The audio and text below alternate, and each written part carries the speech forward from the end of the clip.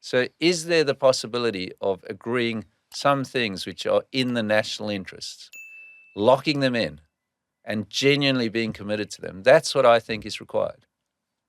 Energy, minerals, technology, education, all for the mining sector I'm talking about at the moment. Yeah.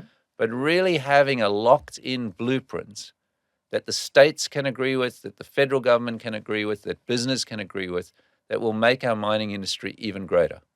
So it's not all talk, but we have to somehow get to agreeing it and bipartisanly locking it in.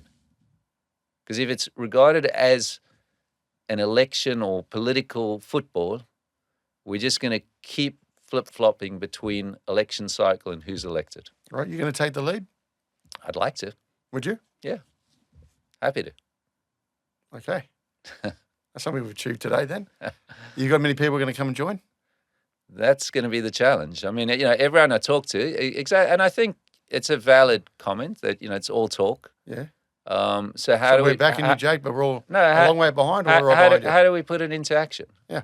And I think these, again, I'm not very good at politics and consensus. I think there needs to be some genuine leadership.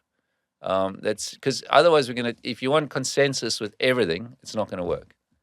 And ultimately, the resources minister, the energy minister, they need to take the lead and say, this is the blueprint. I'm happy to contribute to that. I'm happy to represent business in it and the mining industry.